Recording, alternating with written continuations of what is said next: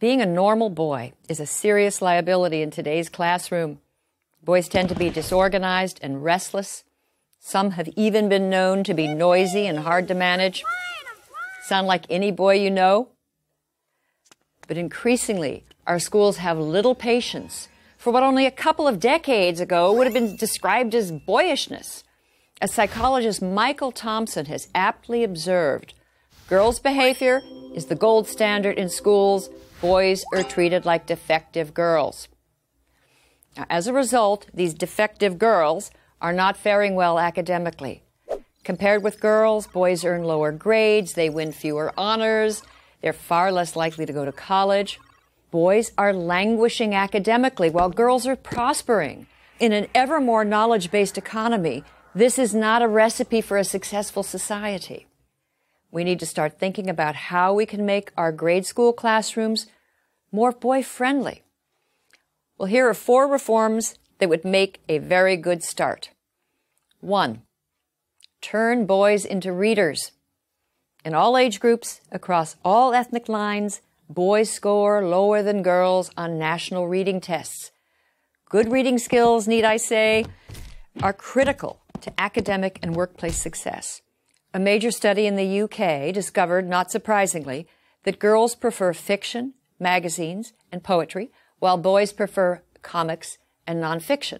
Boys whose eyes glaze over if forced to read Little House on the Prairie may be riveted by the Guinness Book of Records. Cool. Boys will read if given materials that interest them. If you're looking for suggestions for books that have proved irresistible to boys, go to guysread.com. 2. Inspire the male imagination. Celebrated writing instructor Ralph Fletcher contends that too many teachers take what is called the confessional poet as the classroom ideal. Personal narratives full of emotions and self-disclosure.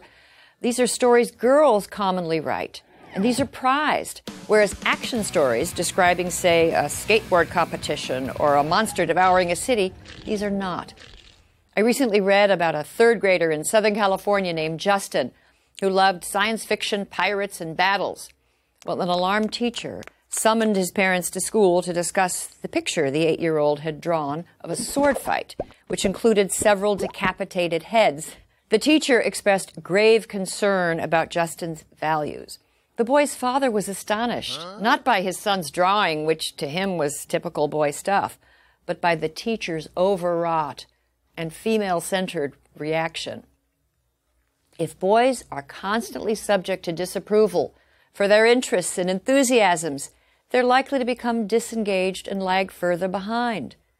Our schools need to work with, not against, the kinetic imaginations of boys. 3. Zero out, zero tolerance. Boys are nearly 5 times as likely to be expelled from preschool as girls. And in grades K through 12, boys account for nearly 70% of suspensions.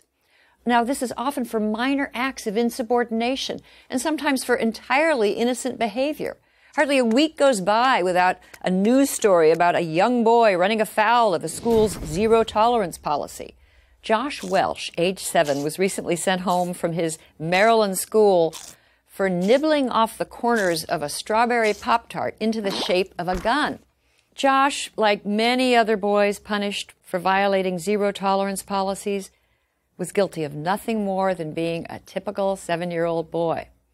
4. Bring back recess. Believe it or not, recess may soon be a thing of the past. According to research summarized by the Science Daily, since the 1970s, school children have lost close to 50% of their unstructured outdoor playtime. And much-loved games have vanished from schoolyards. In schools throughout the country, games like dodgeball, Red Rover, even tag have all but disappeared. Too damaging to self-esteem or too violent being the usual excuse. One popular classroom guide suggests tug of war be replaced with tug of peace. Boys need to work off their energy. They need to be free to play games they enjoy, and keeping them cooped up and inside all day will not help them learn. As our schools become more feeling-centered, more competition-free, more sedentary, they move further away from the needs of boys. We need to reverse the boy-averse trends. Male underachievement is everyone's concern. These are our sons. These are the young men with whom our daughters will build a future.